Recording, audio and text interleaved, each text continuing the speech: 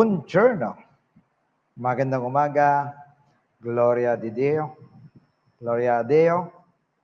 Glory to God. And magandang umaga po sa inyong lahat. At ngayon po ay ito yung aking last recording session ng ating pinag-aaralan sa Search for Truth. Dahil next Sunday po ay live nyo na akong makita. At diyan na po ako at palit na po kami ni Pastor Rod. Pastor Rod po ay nandito kasama ko ngayon. And dito po kami ngayon sa church dahil may prayer meeting maya-maya ng konti. And so dito na po ako nag-record at kasama po namin si Pastor Victor. So anyway, greetings po sa inyong lahat at pinapasalamatan ko po ang mga elders po natin, mga pastors natin of course, and mga tumutulong sa ating outreach, sa ating mga gawain po dyan, no? Sa church, sa ating mga multimedia po. Maraming salamat sa inyo, Sister Hersia, Sister Nieben, and the rest of our multimedia. Siyempre sa ating po Aser sa Nazareth din po. And ganon din ang ating music team. Maraming salamat po. Sister Jubel, sa ating mga Asret, Sister Val, and syempre sa ating pong ladies, with Sister Josie, and men's po natin, kasama si Brother Lowen, and Sunday School, at syempre sa youth po natin, Sister Hershey and Brother Jess. Maraming salamat po sa inyo, the rest of all the elders and workers po natin dyan sa church. At maraming salamat na sa loob ng mahigit 2 buwan ay patuloy po kayong hindi napapagod sa paggawa ng mga bagay para sa ating Panginoon. So, we are so thankful, and siyempre binabati ko rin po ang aking magandang may bahay dyan.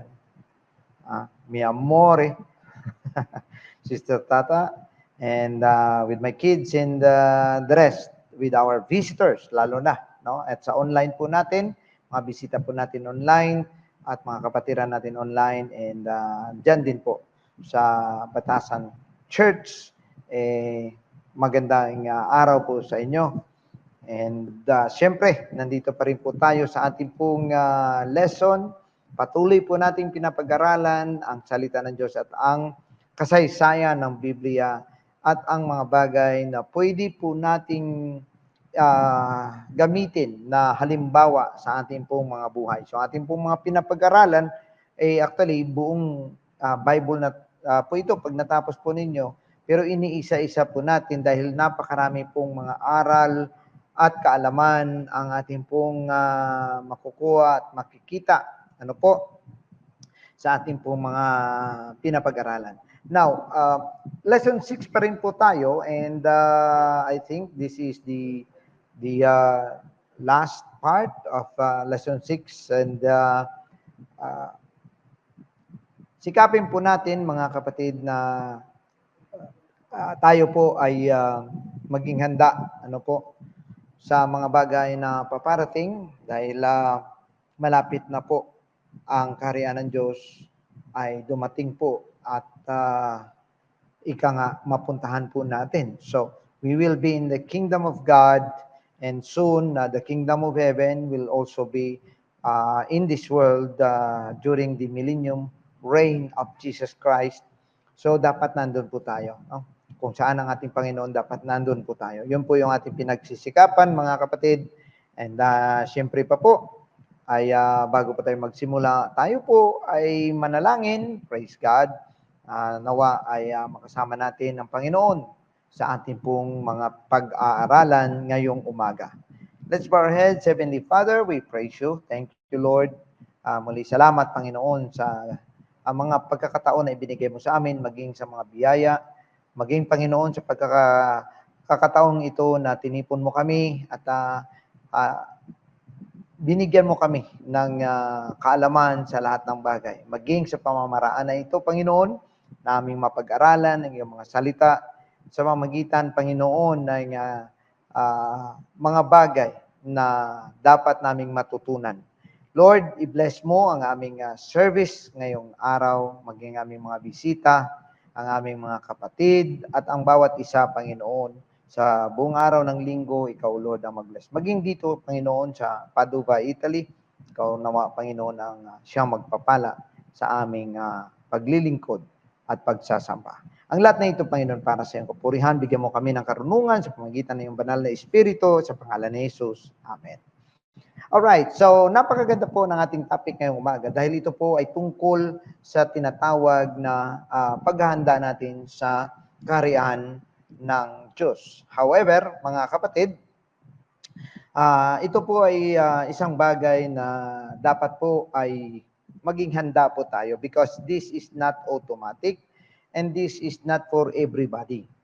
Totoong inihanda ng Diyos ang kanyang kaharian para sa lahat, pero how could I say na it's not for everybody? Because not everybody will believe on the Lord Jesus Christ.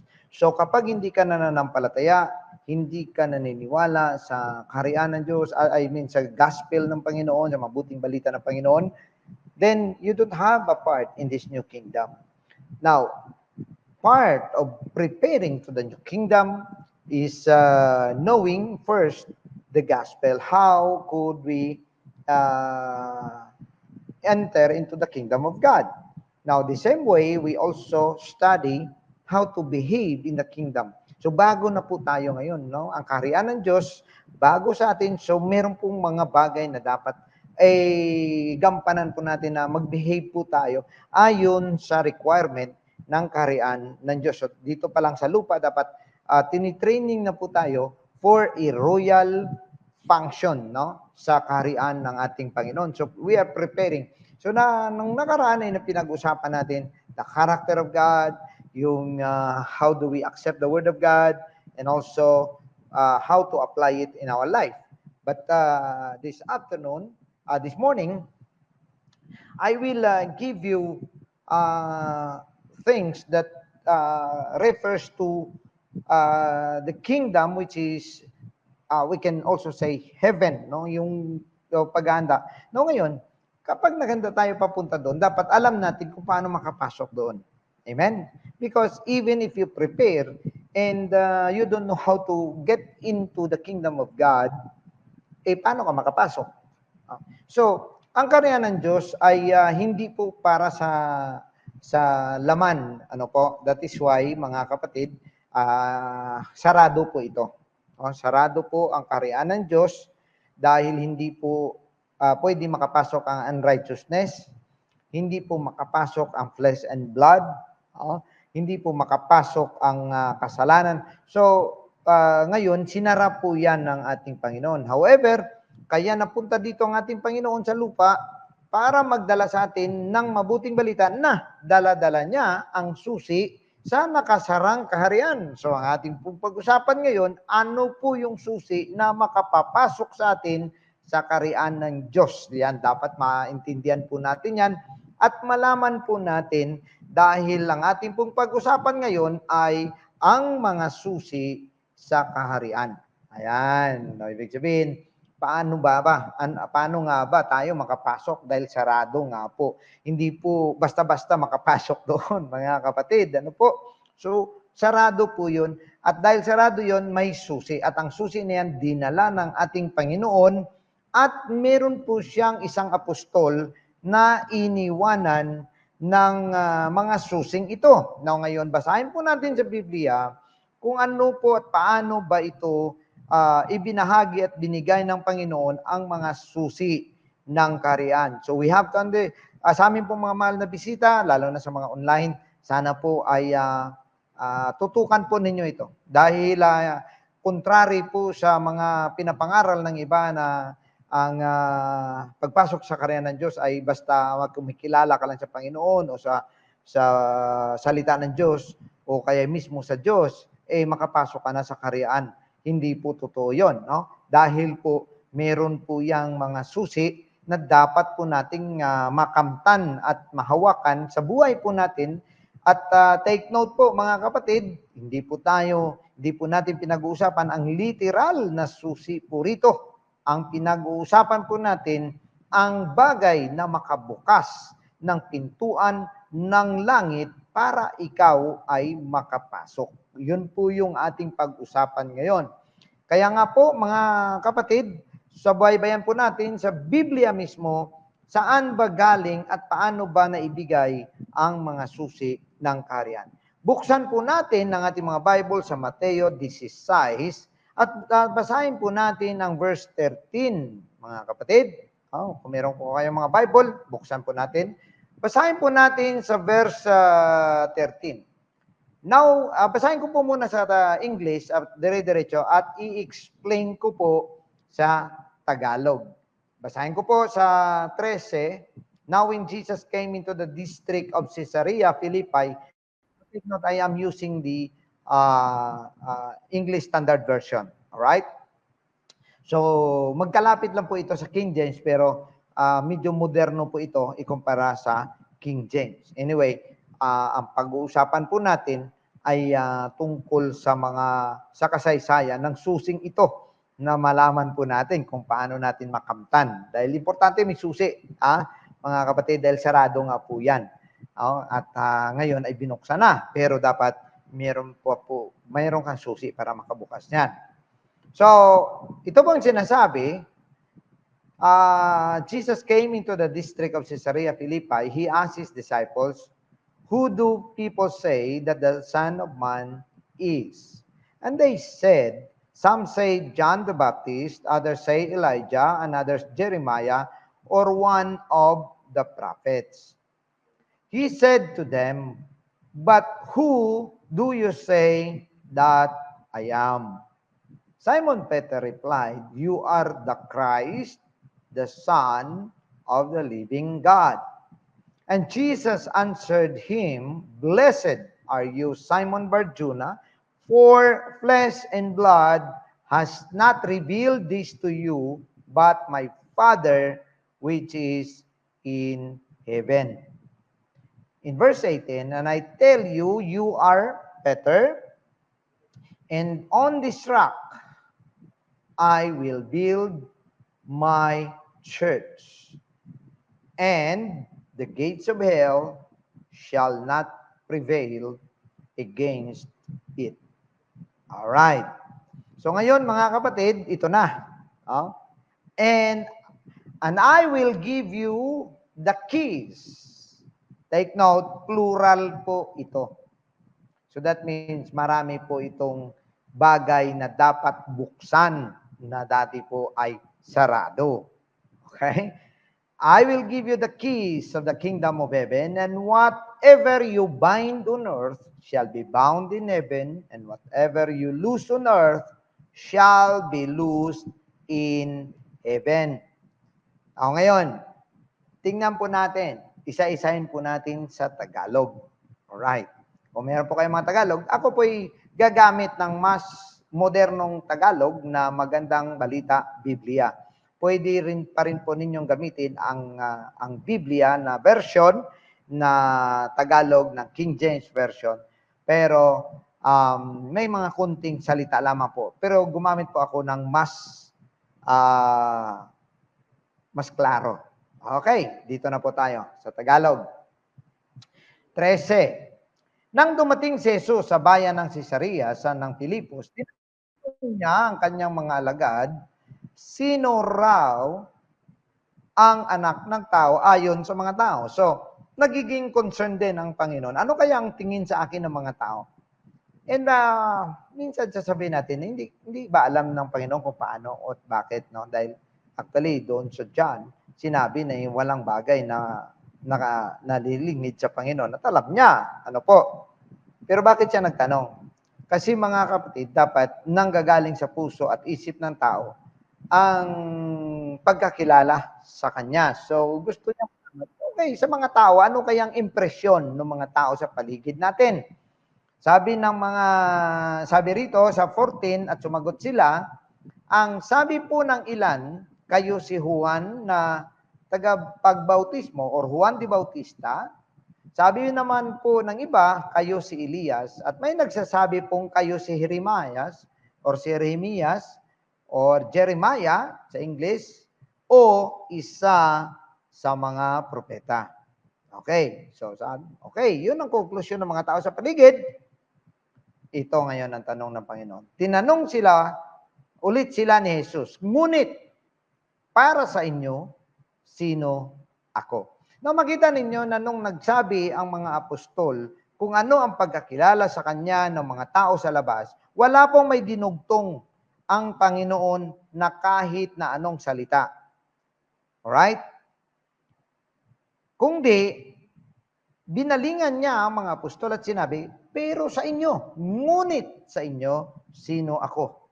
Makita natin dito mga kapatid, tandaan po ninyo ito, na wala pong pakialam ang Panginoon kung ano ang pagkakilala sa Kanya ng mundo kasi kayang i-distort ng diablo ang pag-iisip ng mundong ito para mabago ang kanilang pagkakilala sa Panginoong Hesus. Kaya niyang bigyan ng kasinungalingan ang isip ng mundong ito sa pagkakilala sa Kanya. Pero ang mga kapatid, dito natin makikita, mas mahalaga sa Panginoon ang pagkakilala ng Kanyang mga pinili. Kaya nga sabi niya, ngunit para sa inyo, sino ako? So gusto malaman ng Panginoon, ano ang pagkakilala mo sa Panginoon. Kagaya niyan mga kapatid, no? Dapat tama ang ating pagkakilala sa Panginoon. So doon interesado ang Panginoon. Sa aking mga tupa, dapat kilala nila kung sino ako. Kaya tinanong niya ang mga apostol. Now take note, sa lahat ng mga apostol, isa lang muna ang nanguna dito para sumagot. Ang sabi nga rito sa verse 16, sumagot si Simon Pedro, kayo po ang Kristo, ang anak ng Diyos na buhay. Now, tandaan po ninyo ito, na ang mga Hudyo ay hindi po kumikilala na marami ang Diyos. Kumikilala sila na iisa lamang ang Diyos. Hindi rin po nila tinatanggap ang teorya ng Trinity doon sa pagka-Diyos. Tandaan po natin ito mga kapatid. Wala po silang kinikilala na ibang Diyos. Bagkus, yung Diyos na nakipag-usap kay Abraham, kay Moises, kay David, at sa ibang mga propeta, yun pong kinikilala nilang Diyos. However, ang Diyos na ito, mga kapatid, nangako na pupunta dito sa lupa upang iligtas ang kanyang bayang Israel. Kaya, sa mga Hudyo, pag kinikilala na nila ang anak ng Diyos, take note, ang Diyos ay hindi nanganganak. So, ang anak na tinutukoy dito, laman ng Diyos. Dahil ang Diyos walang laman, walang dugo, walang buto, at siya ay espiritu. So, pag sinabi pong anak ng Diyos, hindi po ibig sabihin na nanganak ang Diyos, kundi nagkaroon ng laman ang Diyos. Ngayon, ang Kristo, anong ibig sabihin? Anointed body. So, pagka kinilala nila yon, ibig sabihin, kinilala nila ang pangako ng Diyos na Ama na magkatawang tao at siya ay tatawaging si Kristo or anointed ang body na yan na anak ng Diyos na buhay. So, ibig sabihin, once any Jew would believe that He is the Christ, meaning siya na yung Messiah, yun na yung tinutukoy niya, yung Diyos ng Old Testament na nangakong darating para iligtas ang kanyang bayang Israel. Now, take note, ang sinasabi po sa Old Testament, ililigtas niya ang kanyang bayang Israel. Pagdating naman po sa Mateo 1:21, anong sabi ng Biblia? Tawagin mo ang kanyang pangalan na Jesus dahil ililigtas niya ang kanyang bayan. So ang tinutukoy na dito, bayan niya. Pero Jesus po ang ipinakilala. Ibig sabihin, yung Diyos na hindi po nakikita, walang buto, isang espiritu na Diyos, nung bumaba po siya sa lupa at kumuha po ng laman, ang kanyang pangalan na pinakilala sa tao para sa kaligtasan, Jesus. Ayan, that's the name because Jesus came from the word Yeshua, meaning Yahweh, the Lord is our salvation or become salvation. So, ito na ngayon ang pagliligtas ng Diyos sa bawat isa. So, once a Jewish person would accept Christ is the Messiah, ang tinutukoy niya ang Diyos na nag-iisa, nagkatawang tao. Ayan. So, tandaan ninyo mga kapatid, na kung hindi nagkatawang tao ang Diyos, wala po tayong lahat ng kaligtasan. Bakit? Kasi walang pwede sa atin na magbayad ng ating mga kasalanan na sapat para ibayad. Kasi nga, ang kabayaran ng kasalanan ay kamatayan. Alright? At dugo na perfect na dugo. Wala po tayo niyan, mga kapatid. Sino lang ba ang meron yan? Yung taong hindi nagkasala, yung laman na hindi nagkasala. Sino ba ang laman na hindi nagkasala? Dito sa lupa, wala po. Kundi ang Panginoon lamang, ang Diyos na nagkatawang tao, at ngayon inalay niya ang kanyang laman para ipangbayad sa ating utang at ang kanyang dugo para sa atin namang mga kasalanan, at nabuhay siya na maguli para bumalik sa langit na magiging kagaya niya, tayo po ay maging ganun din sa pagpasok doon sa kaharian ng langit. So mga kapatid, ang sagot ni Pedro, kayo po ang Kristo. Ibig sabihin, matinding revelation. Ito ngayong nangyari kay Pedro. Anong sabi ng Panginoon? Take note, kanina hindi po niya sinagot, wala po siyang conclusion doon sa tao sa labas. Pero pagdating na po sa kanyang mga pinili, concern na po ang Panginoon. Kaya nga, kanya na ngayong binigyan ng paliwanag. Anong sabi niya dito kay Simon Pedro? Sinabi sa kanya ni Jesus, pinagpala ka, Simon na anak ni Jonas, sapagkat ang katotohanan ito, o ibig sabihin, ang revelation na ito, ang pahayag na ito'y hindi inihayag sa iyo ng sinumang tao. Ibig sabihin, walang may nakaturo sa iyo na tao. No? Hindi tao ang pwedeng magturo sa iyo nito, kundi ang aking Ama na nasa langit. Ang ibig sabihin, ang Diyos na Espiritu. Now, tandaan po natin, kahit nagkatawang tao po ang Diyos, hindi po nawala ng Diyos ang langit. Ang Diyos ay kahit saan, langit, lupa, impyerno, nandun po ang Diyos sa lahat ng paligid, kahit saan po siya, nandun po siya, mga kapatid.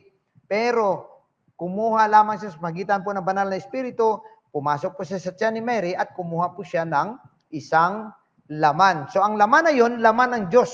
Okay? Laman ng Diyos.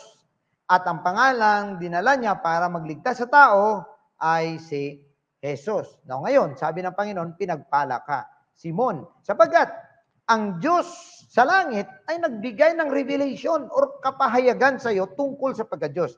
Now, tandaan natin mga kapatid, kapag naintindihan mo ang pagka-Diyos na Jesus, naintindihan mo ang pagkaisa ng Diyos, pinagpala ka. Bakit? Hindi lahat ng tao nakakita ng ganyang revelation. At hindi, mga kapatid, basihan na ikaw ay nakatapos ng Bible school o ikaw ay nakatapos ng masteral degree ng divinity or theology. Hindi rin yan sapat na ikaw ay nakatapos ng doctorate mo doon sa pag-aaral sa Diyos, no? Yung tinatawag na divinity and theology or any biblical studies, mga kapatid, kung hindi kabubuksan ng Diyos sa iyong kaisipan na maintindihan mo kung sino ang Diyos at paano naging Diyos si Jesus at ilan ba ang Diyos, mga kapatid. Sino ang magpapahayag niyan? Ang Diyos mismo na nasa langit. Now, tanda natin, mga kapatid, maraming mga scholar sa Bible, hindi nila matanggap-tanggap na si Jesus ang nag-iisang Diyos na nagkatawang tao. That is why, mga kapatid, sa pagkakilala kay Jesus, pag mali ang pagkakilala mo kay Jesus, damay-damay lahat, hindi na matupad ang tama, mga kapatid, na proseso sa iyo. Bakit? Kasi kung hindi ka kumikilala kay Jesus, hindi ka mabautismohan sa ngalan ni Jesus. Kaya nabago ang lahat ng mga bautismo, mga kapatid, ang karamihan ng mga bautismo, wala na pong pangalan ni Jesus kasi mali nga po ang pagkakilala nila sa Diyos. Kaya tingnan po ninyo, mas prefer po nila ang bautismo sa ngalan ng Ama, ng Anak at ng Espiritu Santo na wala pong pangalang nabanggit, wala naman pong pangalan ni Jesus doon. Okay, na ni minsan sa Biblia wala pong ni isa ang nagbautismo ng ganon. Hindi nila matanggap-tanggap na ang bautismo sa pangalan ng Panginoong Hesus, kahit na tad-tad na ng verses na ang bautismo sa pangalan ni Jesus, tad-tad na ng verses na si Jesus ay nagpapasabi, siya ang Ama at nagpapasabi siya, ang nakakita sa kanya, nakakita sa Ama.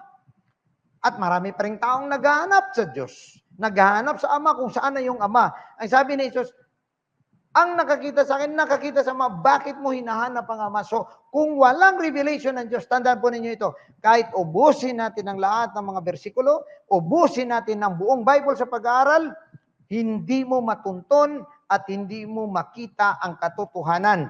Kaya ngayon, araw na ito, kung ikaw ay nabuksan ng iyong kaisipan, kinilala mong Panginoong Hesus, kinilala mo ang pagka-Diyos na nag-iisa lamang na Diyos, mga kapatid, at ang kanyang pangalan ay Jesus Christ, mga kapatid. That revelation did not come from me. That revelation did not come from anybody else or sa mga kaibigan mo dyan. Ang revelation actually galing sa Diyos. Maraming mga graduate sa mga masteral and doctorate degree hindi makaunawa sa pangalan ng Panginoong Hesus at hindi nila maunawaan bakit ang bautismo dapat sa ngalan ng Panginoong Hesus despite na kapag binasa mo ang Biblia, lahat ng bautismo nasa pangalan ng ating Panginoong Hesus. Wala po kayong may mabasa, wala po silang may mabasa na ang bautismo ay pangalan ng Ama, Anak, Espiritu Santo dahil gusto nilang stress din ang point na ang Diyos ay Trinity na wala po yan sa Biblia. Kaya po, ang kapahayagan ng pagka-Diyos, magpasalamat ka ngayon. Kapag naintindihan mo ang bautismo mo, naintindihan mo ang pangalan ni Jesus, mga kapatid, ikaw ay pinagpala dahil ni-reveal sa iyo ng Diyos. Ipinahayag sa iyo ng Diyos ang katotohanan, mga kapatid. And now, sabi ngayon ng Panginoon sa kanya, sinasabi ko sa iyo, ikaw ay Pedro. So, Simon ang kanyang pangalan. Pinalitan ngayon na Pedro. No? Pedro. Ang Pedro ay galing po yan sa Gregong salita na Petros or Petro, ang ibig sabihin ay bato. Okay? Bato. Pero may isa pang binanggit dito na sa ibabaw ng batong ito, ikaw ay Pedro. That means, ikaw ay bato. At sa ibabaw ng batong ito, ang tinutukoy naman dito ay ang rock, mga kapatid. Nang ginamit na salita dito ay Petra. Ang Petra, ang ibig sabihin ay malaking bato. Kaya ang tinutukoy ng Panginoon, ikaw, Pedro, at sa ibabaw ng batong ito. Okay? So take note na pag sinabing batong ito, ibig sabihin, hawak mismo ng Panginoon. So nakikita niya, ang laman ang tinutukoy niya, ang bato siya mismo, mga kapatid. Si Pedro ay gamitin lamang ng Diyos, pero ang totoong pundasyon ay nasa batong malaki na itatayo. Sabi ng Panginoon, ikaw ay Pedro at sa ibabaw ng batong ito ay itatayo ko ang aking iglesia. Now, makita natin na si Pedro nandun pero maliit lang siyang bato. Pero sabi ng Panginoon, ikaw ay bato. Pero sa ibabaw ng batong malaki, ibig sabihin, Petra. No? Sabi niya nga, ikaw ay Petro at sa ibabaw ng Petrang ito ay itatayo ko ang aking iglesia. Sinong tinutukoy niya? Hindi si Pedro, kundi sa kanya, pero gagamitin niya si Pedro. Si Pedro ang maging kabahagi ng pagtatayo niya ng kanyang iglesia. Take note. Matindi ang iglesyang ito. Dahil ang sabi, at ang kapangyarihan ng kamatayan ay hindi magtatagumpay laban sa kanya. Ibig sabihin, pag ang church, mga kapatid, ay puno ng banal na espiritu, kahit kamatayan, ay hindi po ito makayang ibagsak, mga kapatid. Ano pa? Ito na ngayon, ang ating pag-usapan. Sa kay Pedro ito ibinigay. Verse 19. Ibibigay ko sa iyo, sabi niya kay Pedro, ang mga susi ng kaharian ng langit. Ang ipagbawal mo sa lupa ay ipagbabawal sa langit, at ang ipahintulot mo sa lupa ay ipahihintulot din sa langit. So si Pedro, dahil napaka-agresibo niya para magdeklara ng pagka-Diyos at pagkakilala niya sa Panginoong Hesus, ano ang nagiging reward para sa kanya? Sa kanya ibinigay ang susi. Hindi ibinigay kay Tomas, hindi binigay kay John, hindi binigay kay James. Ibinigay sa kanya dahil siya ang sumigaw at nag-express ng kanyang pagkakilala sa Panginoong Hesus. Makita ninyo mga kapatid, ano?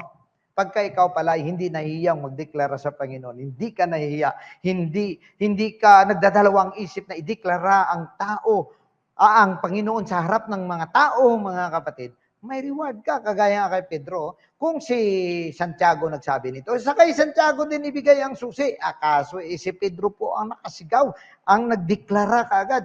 Kaya mga minamahal, tandaan po ninyo ito, dapat hindi po tayong mahiya na ideklara ang ating Panginoon sa mga tao dahil hindi mo alam kung paano ka i-reward ng Diyos at ibabalik ang mga pagpapala. Kaya ito nga, sabi dito, matindi, ibibigay ko sa iyo ang mga susi. Take note, plural po ito, mga susi or keys of the kingdom of heaven. Right? Pero matindi ang susi na ito. Kapag ipagbawal niya sa lupa at sabihin niya hindi pwede, ipagbawal din sa langit. Kapag ipahintulot niya ito sa lupa, ipahintulot din sa langit. Kaya mga kapatid, tingnan po ninyo itong ating chart. Si Jesus Christ ang cornerstone, ang mga apostol at ang mga propeta ang siyang dapat na pundasyon ng ating iglesia. Okay? Mga minamahal, tandaan po ninyo ito, dito pa lamang na itatag ang iglesia ng ating Panginoon sa Book of Acts. At dyan po, kung ikaw ay nandito ngayon sa ganitong kapanahonan, gusto mo malaman kung anong totoong pundasyon ng church, dito ka bumalik. Dahil dito nagsimula ang pundasyon mula kay Jesus papunta sa mga propeta at mga apostol. At sa mga apostol, si Pedro po ang binigyan ng susi para na mabuksan ang mga bagay na sarado sa langit. Okay? No, ngayon, anong mga susing ito? Kasi mga susi nga eh. So, ibig sabihin ng mga susi, hindi ito, dapat sa isang pinto, para bang masabi natin, may mga bagay na dapat i-unlock. Yon, parang triple, masabi natin siguro, hindi lang triple, pero sabihin na natin, triple lock ang pintong ito. Now, ano ang sabi ni Pedro nung siya ay tinanong kung paano nga ba, ano nga bang gagawin? Ang sabi niya sa Acts 2:38, mga kapatid, then Peter said unto them, repent and be baptized, every one of you, in the name of Jesus Christ for the remission of your sins, and ye shall receive the gift of the Holy Ghost. Now, ito ang susi natin, mga kapatid. Ang sabi ni Pedro, magsisi at magpabautismo ang bawat isa sa inyo sa pangalan ng Panginoong Hesus. Ano ang purpose? Para sa kahugasan ng mga kasalanan at tatanggapin ninyo ang handog ng banal na Espiritu. Ito po yung susi. Hindi po yan literal na susi, pero ang susi ay marami po dahil tatlo nga po ang nakalak. Tingnan po natin ito, mga kapatid. The keys of the kingdom, una ay repentance. Ayan. Bakit? Ano ang i-unlock ng repentance? Ang kapatawaran ng kasalanan. Yun. Pag nag-repent ka, mapapatawad ang iyong kasalanan. Anong pangalawang susi? Baptism in Jesus' name. Baptism in water in Jesus' name. Anong i-unlock ng bautismo? Sa tubig, sa pangalan ni Jesus, ang kahugasan ng kasalanan. Ibig sabihin, ganito lang po yun. Ang repentance, pagtigil sa kasalanan at pagpapatawad sa iyo.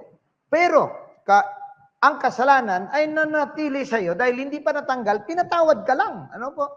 Pinatawad ka lang ng iyong kasalanan. Kumbaga parang ganito lang yun. Nagtatrabaho ka at maraming dumi, tapos tumigil ka sa pagtatrabaho. So natigil ang pagdagdag ng dumi. Tama? Pero may dumi pa ba? Nandun pa po sa mga damit. Ano ang next na gagawin mo? Ito na ngayon, mga kapatid. Anong ang kailangan? Bautismo sa pangalan, sa tubig, sa pangalan ni Jesus, para mahugasan ka sa iyong mga kasalanan. So, ang i-unlock nito, mga kapatid, ay mahugasan ka sa kasalanan. Ayan. Pero may isa pang susi na mahalaga din. Ang bautismo naman sa Espiritu. Ano naman ang i-unlock ng bautismo sa Espiritu? Tanda ninyo mga kapatid na sabi ng Biblia, flesh and blood cannot inherit the kingdom of God. Okay? Flesh and blood. Kung nasalaman ka, nasa may ika nga nasa katawan ka, hindi ka makapasok sa langit. Dahil hindi yan tanggap doon. Ano ang mangyayari at anong gagawin ng banal na espiritu? Papalitan ng iyong katawan from mortal to immortal para makapasok sa kaharian ng Diyos. Ayan, mga kapatid, yan po ang i-unlock niya doon. Dahil ito ngayon, kapag nagawa mo ito, magkadugtong ang repentance at baptism in water. You cannot be baptized in water unless you do repentance. Okay? Magkadugtong po yan. Pero ang hiwalay na bautismo, ito po yung bautismo sa Espiritu, mga kapatid. Na kapag ito ay naganap sa buhay mo, ibig sabihin, may susi ka na ngayon na nag-unlock ng dalawang bagay na hindi makapasok ang tao sa langit. No? Dahilan na hindi makapasok ang tao sa langit. Number 1, unrighteousness. Ang sabi nga, the unrighteous cannot inherit the kingdom of God. Anong ngayon ang solusyon? Repentance and baptism in Jesus' name. Para mabuksan ang unang mga susi. Pero hindi pa yan. Ang mga kandado, hindi pa yan. Dahil kailangan mo pa na ikaw ay, dahil ang isa pang problema natin ay, flesh and blood cannot inherit the kingdom of God. So dahil kapag nasalaman ka, hindi po pwedeng makapasok ka sa langit, dapat may kapangyarihan na magpalit ng iyong katawan from mortal to immortal, from corruptible to incorruptible, at yan po ang banal na espiritu. Ang solusyon yan ay banal na espiritu. Kapag nangyari ito sa buhay mo, dalawang problema na hindi makapasok ang tao sa langit, nasolusyonan. Kaya mga susi po ito. Ito po yung mga susi sa kaharian ng ating Panginoon. Now, tingnan po natin mga kapatid na ang mga susing ito ay dapat na magamit sa lahat ng klase ng mga tao, pero isa-isa lang po. Hindi po lahat dito ay automatic. Nauna po mga kapatid na ang mga susing ito, no? Na sinabi rin, take note i-quote natin, John chapter 3 verse 5, anong sabi ng Panginoon? Maliban ang isang tao may panganak sa tubig at espiritu, ay hindi siya makapasok sa kaharian ng Diyos. Kaya ito po ang mga susing ito ang magpapapasok sa iyo sa kaharian ng langit. Now ngayon, kaya ito ang dahilan na si Pedro ay kailangan siya ang magbukas sa tatlong klase ng tao sa mundong ito. Mga Hudyo na pinili ng Diyos, mga Samaritano na nagiging naging mistiso, at mga Hintil na wala talagang kadugo-dugo ni Abraham, ni Isaac at saka ni Israel. So yung tatlong taong ito, yun po ang buong mundo. So kung hindi ka Hudyo, pwede kang Samaritano, pero kung wala ka sa dalawa, Hintil na po ang konsiderasyon sa iyo. Ang tanong ngayon, paano ito ginamit ni Pedro sa mga Hudyo? Unahin natin mga kapatid ang mga Hudyo. Sabi ng chapter 2, pag binasa po ninyo yon, puro mga Hudyo po dyan. At si Pedro lamang ang nag-iisang tumayo, tumayo ang 11 apostol, at si Pedro lamang ang nagsalita, no? Kasama ang 11. So 12 sila lahat, mga kapatid.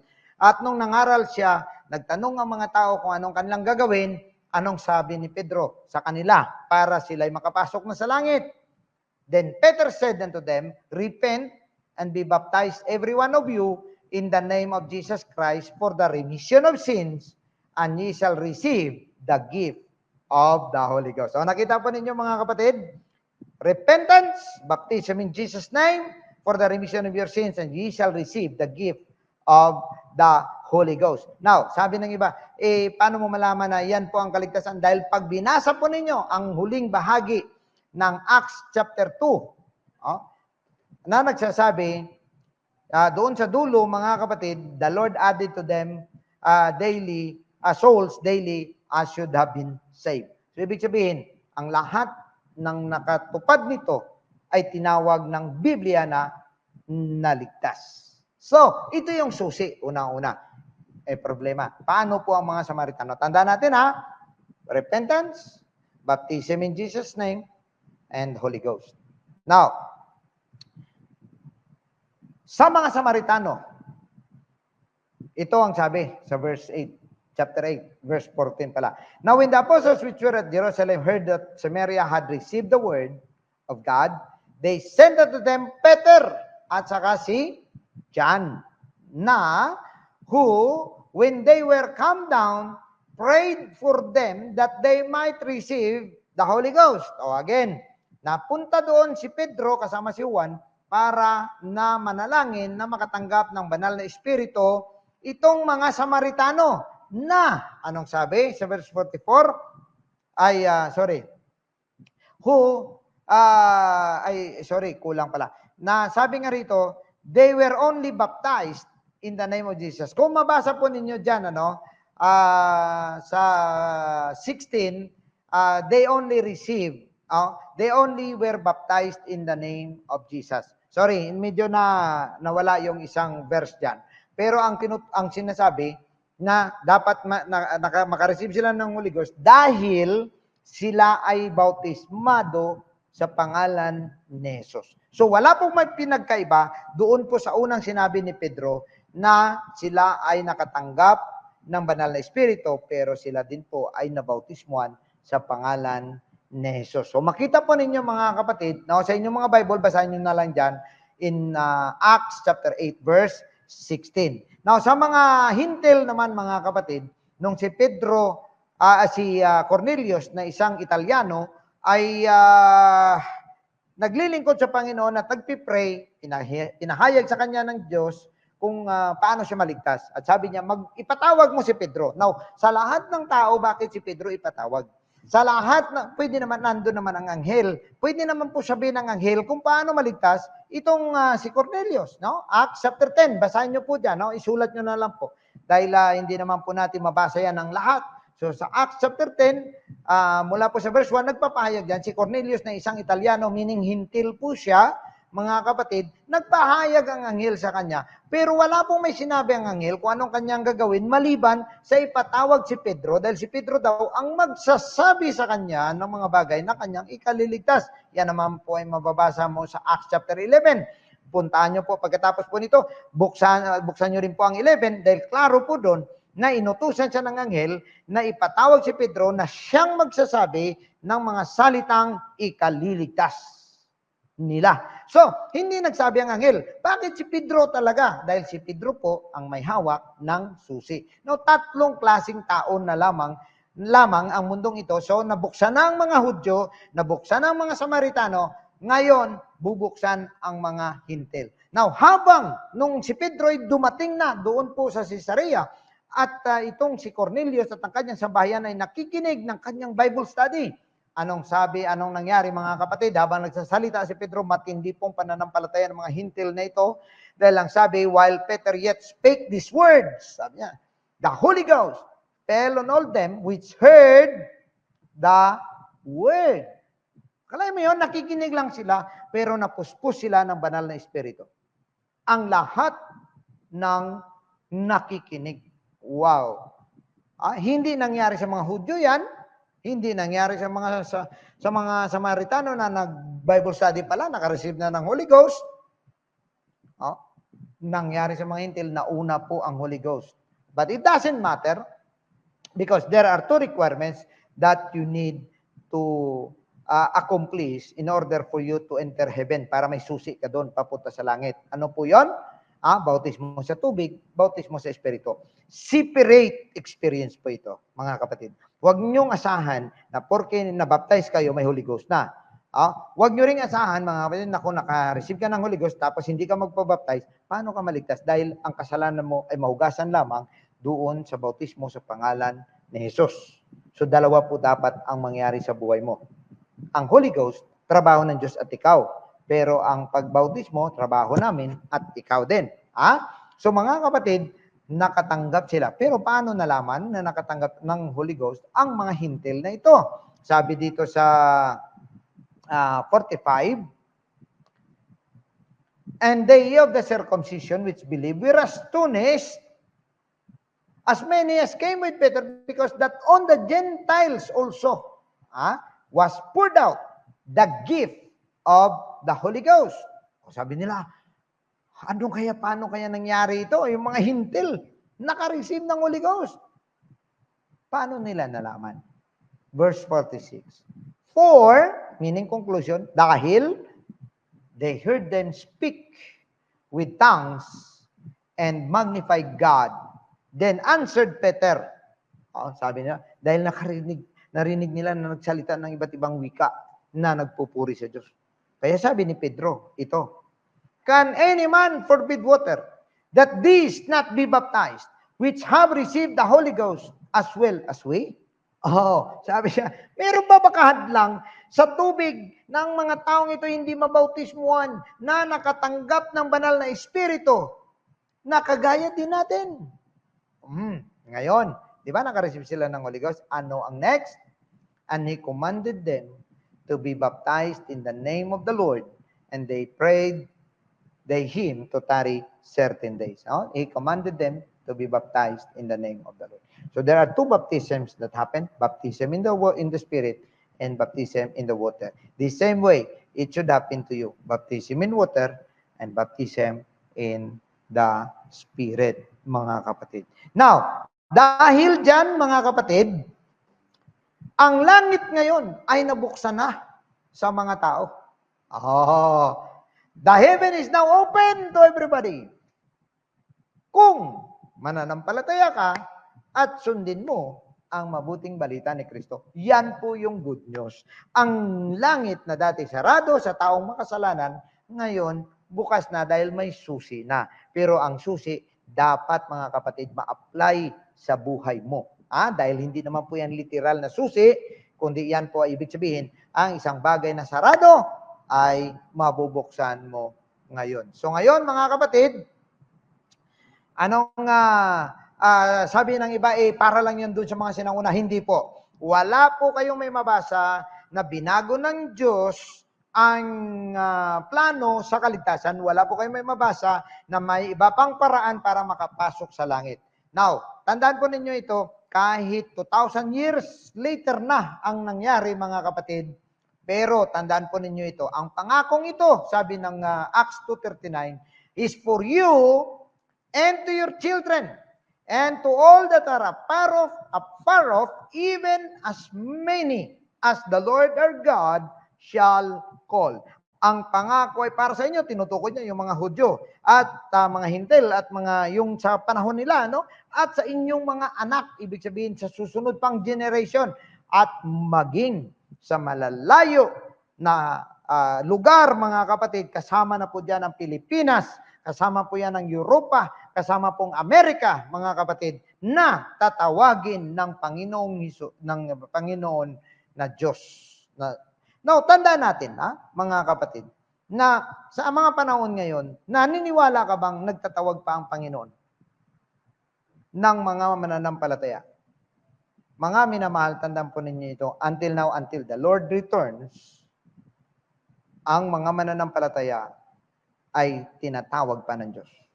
So, ibig sabihin, if you are called by God today, this promise is for you. Para sa iyo to.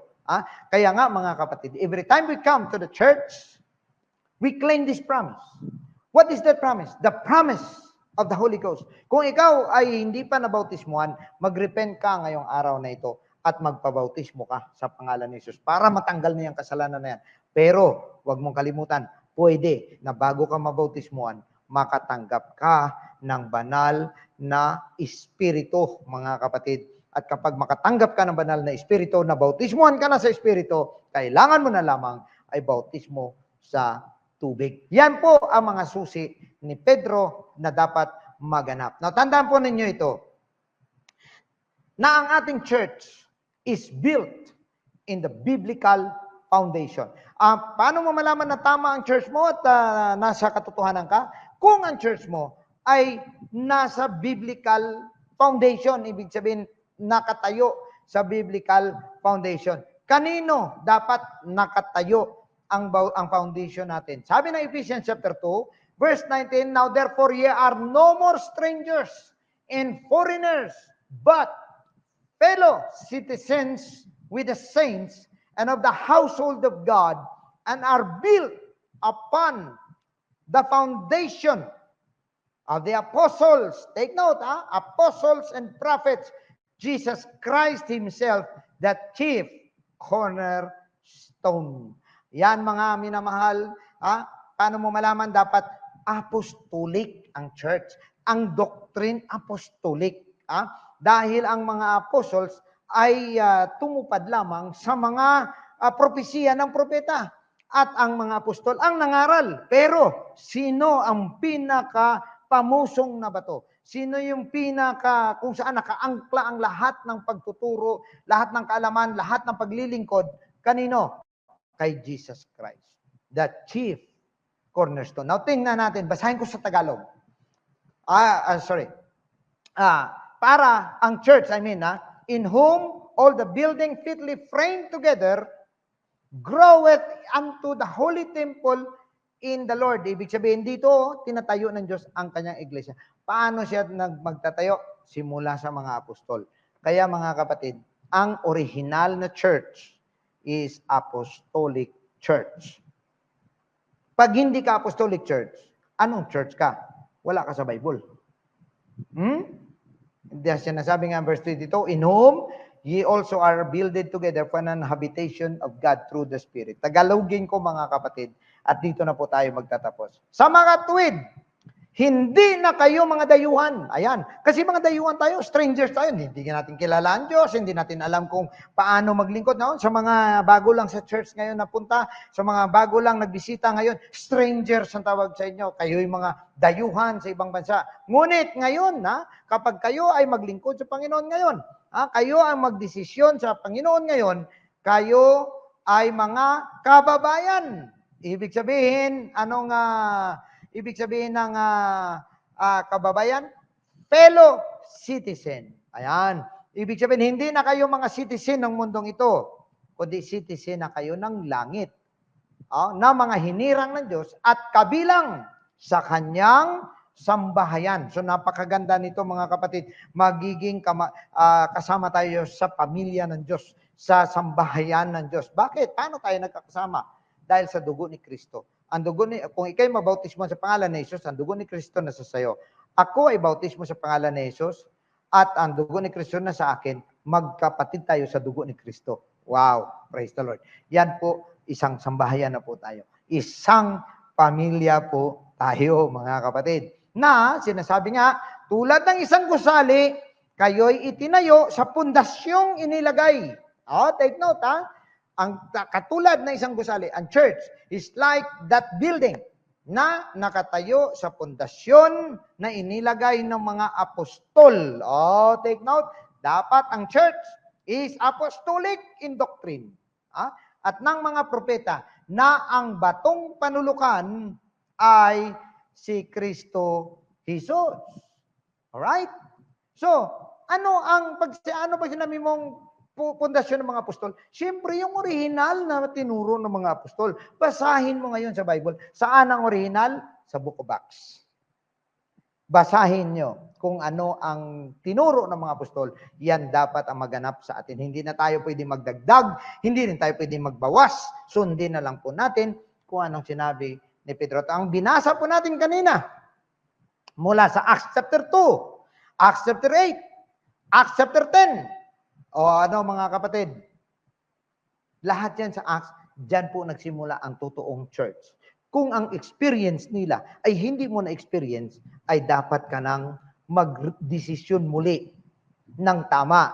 Dapat mo baguhin na. Dapat ang experience ng original church sa Book of Acts, dapat ma-experience mo, mga kapatid, para masabi mo na ikaw ay nasa katotohanan. Now, dahil dyan, mga kapatid, sa pamamagitan niya, ang bawat bahagi ng gusali ay nagkakaugnay-ugnay at nagiging isang templo na nakatalaga sa Panginoon. Ibig sabihin, mga kapatid, Tandaan po ninyo ito, nakatalaga ka para sa Panginoon. Kaya sa bawat isa sa inyo, sana isipin po natin ito. Hindi po basta-bastang pagpili sa atin ng Panginoon. Nakatalaga po tayo para sa Panginoon, hindi para sa mundong ito. Hindi sa mga material na mga bagay na nakikita natin. Hindi sa kung sino-sinong tao.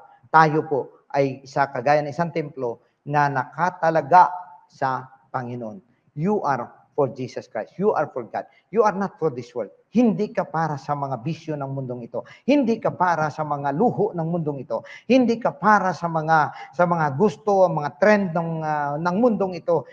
Sa kung ano-ano mga pinaglalagay sa kanilang mga katawan at ginagawa sa kanilang mga sarili, mga kapatid. Hindi ka para doon. Nakatalaga ka para sa Panginoon. Hallelujah. Dahil, sabi rito, din sa inyong pakikipag-isa sa Kanya, kayo man ay sama-samang itinatayo bilang tahanan. Take note, tahanan, tirahan ng Diyos. Wow, maging tirahan tayo ng Diyos. Kasi tayo ang templo ng Diyos. Maging tirahan tayo ng Diyos. Paano? Sa banal na Espiritu.